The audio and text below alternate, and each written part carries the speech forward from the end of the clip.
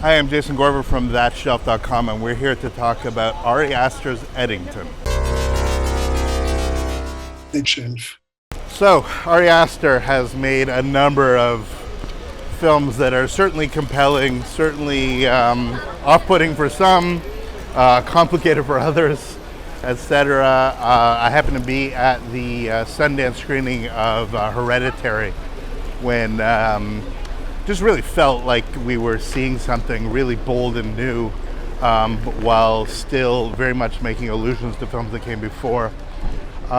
Midsummer is obviously very Wicker-Man-y, very stylish. A lot of people really responded to in terms of genre films, but it very much felt, part of that sort of run. People like Robert Eggers and stuff like that that are sort of exploring this kind of elevated film. I hate the term, but you know what I mean, the elevated genre element. And then we had A Beau's Afraid, which is a mess. The film itself tries really hard to be lots of things for lots of people as I'm flying down the stairs, but doesn't truly succeed. There are moments that are glorious, but in the end, it just all sort of collapses under its own weight, and it just never truly manages to be what we would want it to be.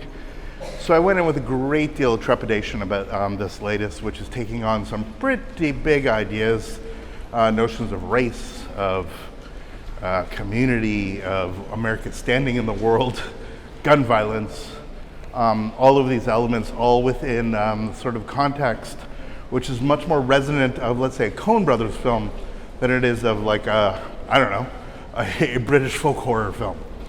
And or a surreal Aronofsky-style exploration of maternality. And so what ended up happening with this is that you situate, I think, the most extraordinary COVID movie that's ever been made, when it's explicitly about what it felt like during lockdown in all of its sort of tumultuous ways.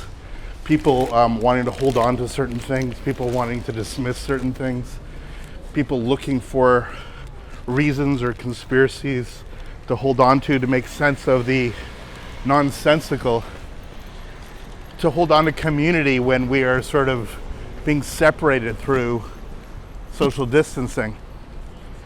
But also an explosion that happened then, not only of right-wing conspiratorial elements, but also left-wing protestations, many of which were sort of obviously for very noble reasons, but also for many, many others got sort of sublimated into other grievances and other contexts.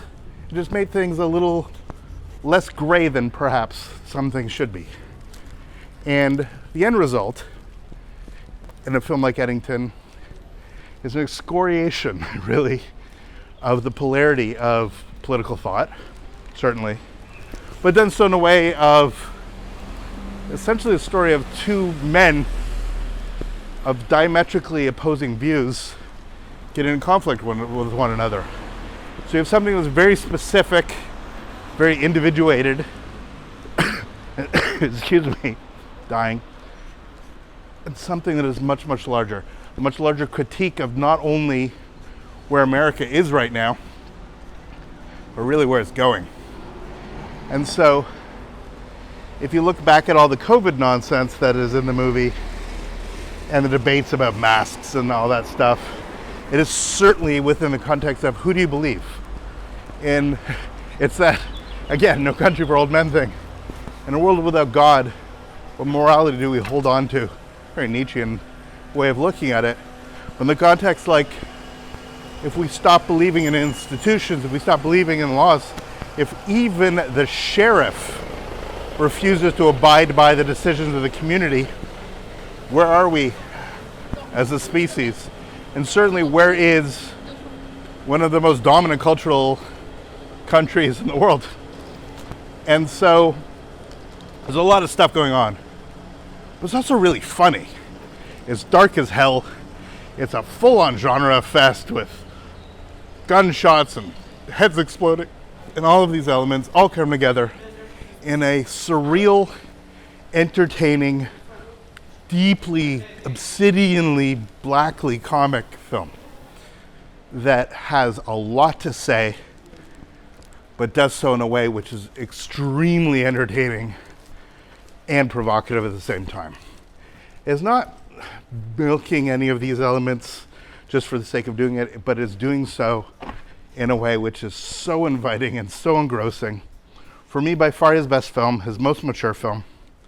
It has something to say, but does so in a way which is, unlike Beau's Afraid, isn't dismissive of audience reactions, but absolutely embracing it and finding ways within this context of a truly engaging, bombastic, crazy, cacophonous film to have something that I think audiences who are open to it are really going to respond to. Coincidentally, I think that the film will not really speak to those that are there in the country of which this narrative is put. I think they're going to have a hard time sort of being introspective about it. Some will, anyway. And maybe there's an advantage, I don't know, of being a Canadian, as like we're watching our neighbors burn their house down. And there's something to be said of having pretty deep understandings, but still a divide from what's actually taking place. Something that whatever they do, we get the aftershocks from. But we have enough of a moral and maybe a smug distance of saying, at least I'm not doing that. My country has its own issues. Canada has its own problems. But we're not there yet. We're not where this film takes places. And it might feel, by the end of it, like just a few years ago, the ending would feel sci-fi, and now it feels absolutely not only inevitable, but almost documentarian in its structure.